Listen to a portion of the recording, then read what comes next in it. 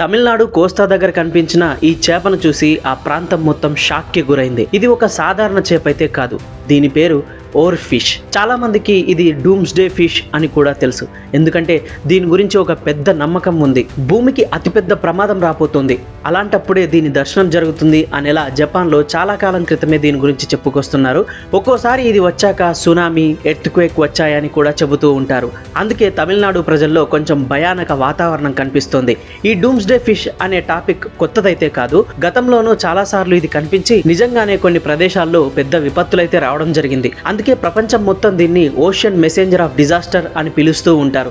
గతంలోకి వెళ్తే 2011 సునామీ, దానికి ముందు ఏడాదిలో అక్కడ తీర ప్రాంతాల్లో ఎన్నో ఓర్ ఫిష్లు కనిపించాయి. తర్వాత మ్యాసివ్ సునామీ వచ్చి లక్షలాది మంది ప్రాణాలు కోల్పోయారు. ఇక 2017లో ఫిలిప్పీన్స్ లోనూ ఇలానే జరిగింది. ఓర్ ఫిష్ సముద్ర తీరానికి వచ్చింది. కొన్ని వారాల్లోపే అక్కడ భారీ భూకంపం అయితే జరిగింది. అదే 6.7 మాగ్నిట్యూడ్ సూరిగా ఎర్త్క్వేక్. చిలీ, మెక్సికో, న్యూజిలాండ్ ఇవన్నీ పాస్ట్ లో డీప్ సీ ఫిష్ రావడం వల్ల మేజర్ టెక్నోటిక్ యాక్టివిటీ రావడం అన్న నమ్మకానికి ఉదాహరణలుగా నిలిచాయి. ఇక ఇప్పుడు మన దేశంలో తమిళనాడులో ఇది కనిపించడంతో కొందరికి అదే ఫ్లాష్ బ్యాక్, ఇప్పుడు ఏదైనా జరగబోతోందా అనే భయం మొదలైంది. కానీ ఈ విషయంలో సైన్స్ కూడా ఎవాల్వ్ అయింది. ఇవన్నీ కోఇన్సిడెన్స్ కావచ్చు కదా అంటుంది. ఓర్ ఫిష్ అసలు తన జీవితం చివర్లో సర్ఫేస్ కి వచ్చే అవకాశాలు ఎక్కువగా ఉన్నాయి అంటున్నారు.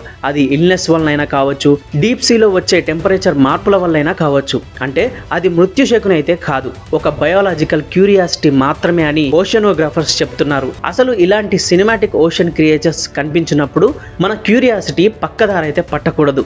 ఈ డూమ్స్డే ఫిష్ వచ్చినంత మాత్రాన పరిసర ప్రాంతాల్లో ప్రకంపనలు వస్తాయేమో అన్న భయం అయితే పడకూడదు. 2025లో ఇదే షురువాత్ అంటున్నారు కొందరు. మనకైతే క్లారిటీ ఉండాలి కదా, ఎందుకంటే పానిక్ కంటే పవర్ఫుల్ డిసీజ్ ఇంకోటి ఉండదు. మనం ఆ రూమర్లు స్ప్రెడ్ చేయకుండా ఉంటే అంతే చాలు.